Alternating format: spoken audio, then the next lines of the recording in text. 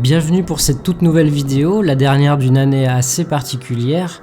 Vidéo aujourd'hui consacrée aux 3 longs métrages horrifiques qui m'ont le plus marqué en 2020, ainsi qu'aux événements à venir en début d'année 2021.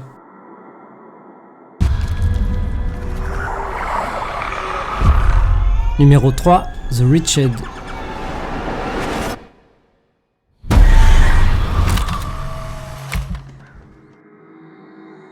Ben, un adolescent au fort tempérament, doit faire avec la séparation de ses parents.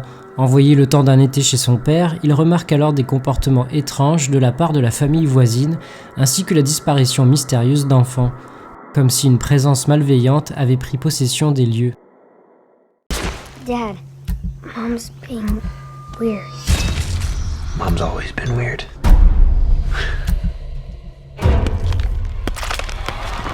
Diffusé principalement dans les drive-in américains au moment où la plupart des cinémas du pays étaient fermés, le film réalisé et scénarisé par les frères Pierce a bénéficié d'une visibilité inespérée, s'offrant le luxe de rester 6 semaines d'affilée numéro 1 du box-office. Un exploit jusqu'ici réservé à très peu de films, de quoi rembourser largement un budget minuscule. Le film aurait en effet coûté 66 000 $ seulement.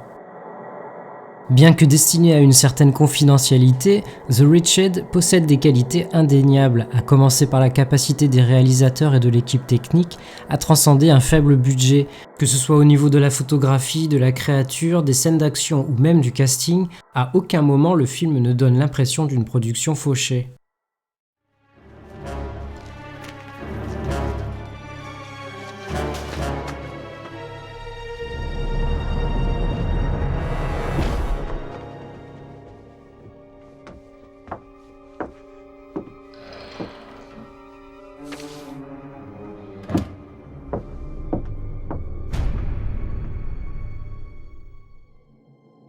Après un flashback brutal en guise d'entame, les personnages nous sont présentés façon teen movie.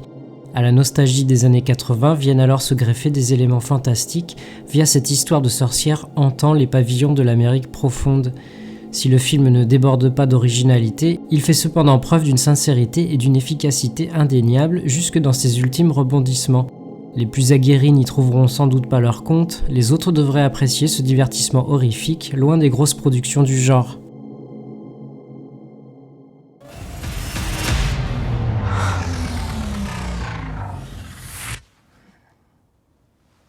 It's a boy. Numéro 2, Vivarium.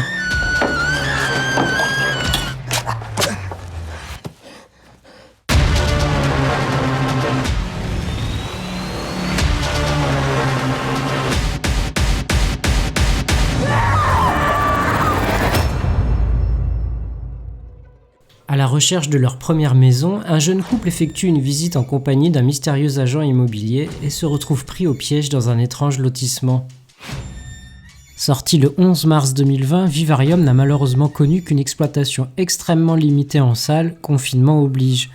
Peu importe, le film remarqué notamment au Festival de Cannes 2019, sélectionné dans la section Semaine de la critique, et à l'Étrange Festival 2019, lauréat du Grand Prix Nouveau Genre, s'est offert une seconde chance en VOD. En cette période particulièrement anxiogène, quoi de mieux qu'une histoire de couple coincé dans un lotissement surréaliste, situé hors du temps et de l'espace.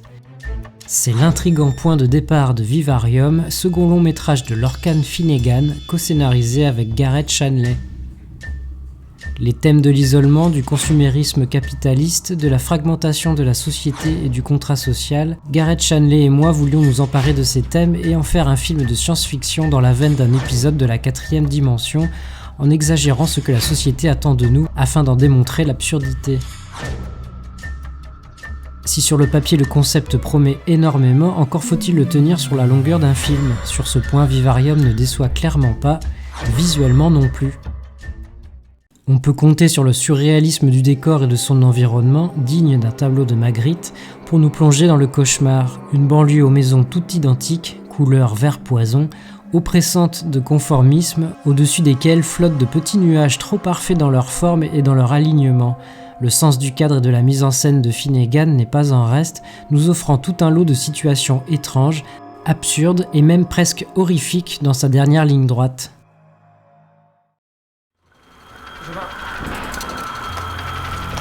Non.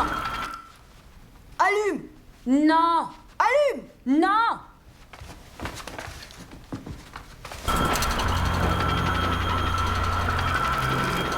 Qu'est-ce que je suis censée faire maintenant?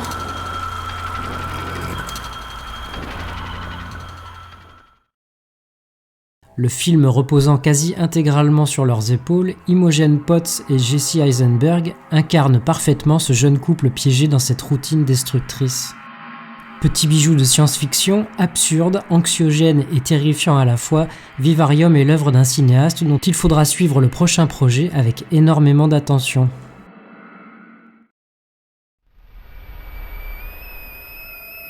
Numéro 1, Relique. Relique, film américain réalisé par Natalie Erika James, sorti le 7 octobre 2020 en France.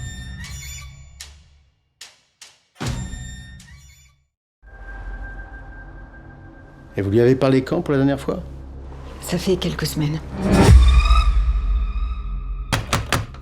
Grand-mère?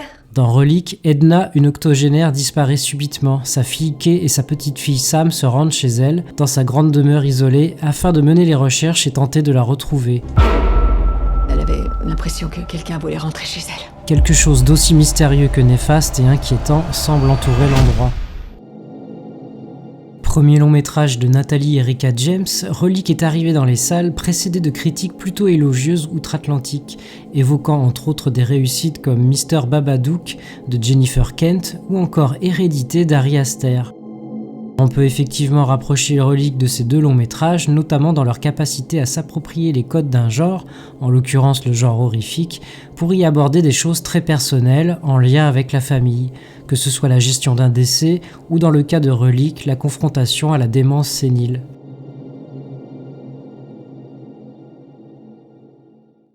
There are more horrific things in life than death. It's grieving for the loss of someone who's still alive. It's having to witness the decline of a brilliant mind. And the feeling of becoming a stranger to someone who brought you into the world. Those are, the true horrors, I think.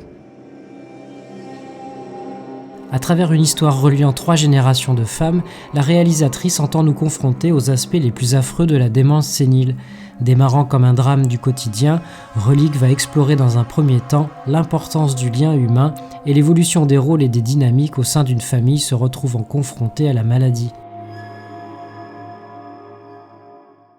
Puis, progressivement, le film va virer au thriller psychologique avant de prendre clairement une tournure horrifique avec maison hantée et mort-vivant au programme. À coups de vision cauchemardesque, Natalie Erika James pousse la métaphore, épousant la dégradation inexorable que subissent l'esprit et le corps d'Edna. Mention spéciale à la séquence labyrinthique du sous-sol, claustrophobique et effrayante. Je retiens également la prestation de Robin Nevin, capable de passer de grand-mère attendrissante à carrément flippante en l'espace de quelques secondes. Cauchemar éveillé, doté d'une photographie, d'un sound design et d'une musique sinistre à souhait, Relique s'offre même une fin aussi troublante qu'émouvante. On tient donc là un premier film remarquable, doté de plusieurs niveaux de lecture, par une réalisatrice qu'il faudra désormais surveiller de près. Je vous encourage en tout cas vivement à découvrir le film. Concernant les événements à venir pour le début de l'année 2021, on peut encore espérer une sortie cinéma de Sainte Maud, déjà 2 fois décalée. Le film met en scène Maud, infirmière à domicile, qui s'installe chez Amanda, une célèbre danseuse fragilisée par la maladie qui la maintient cloîtrée dans son immense maison. Amanda est d'abord intriguée par cette étrange jeune femme très croyante qui la distrait. Maud, elle, est fascinée par sa patiente. Mais les apparences sont trompeuses. Maud, tourmentée par un terrible secret et par les messages qu'elle pense recevoir directement de Dieu, se persuade qu'elle doit accomplir une mission, sauver l'âme d'Amanda. Premier long métrage de Rose Glass, Sainte Maud fut le grand vainqueur de l'édition 2020 du Festival du film fantastique de Gérard May en remportant 4 prix, Grand Prix, Prix de la critique, Prix du jury jeune et Prix de la meilleure musique originale. Autant dire que sa sortie fait l'objet de beaucoup d'attention. Attendu également et décalé pour l'instant au 13 janvier, le drame horrifique La Nuée réalisé par Juste Philippot. Là encore, il s'agit d'un premier long métrage et dont les retours sont plutôt très positifs et qu'il faudra aller soutenir en salle. On y suivra Virginie qui a du mal à concilier sa vie d'agricultrice avec celle de mère célibataire. Pour sauver sa ferme de la faillite, elle se lance à corps perdu dans le business des sauterelles comestibles. Mais peu à peu, ses enfants ne la reconnaissent plus. Virginie semble développer un étrange lien obsessionnel avec ses sauterelles. Et je terminerai cette vidéo sur l'édition 2021 du Festival de Gérardmer, une édition qui se tiendra compte tenu des circonstances entièrement en ligne. Après une sélection 2020 composée d'excellents crus, j'espère pouvoir assister aux projections des films sélectionnés, qu'on ne connaît pas encore au moment où je tourne cette vidéo, et j'espère surtout pouvoir vous faire partager mes découvertes sur cette chaîne tout au long du festival. Si vous avez apprécié cette vidéo, alors n'hésitez pas à vous abonner à la chaîne, à liker, à commenter et à partager. Passez de bonnes fêtes et rendez-vous très bientôt. Salut!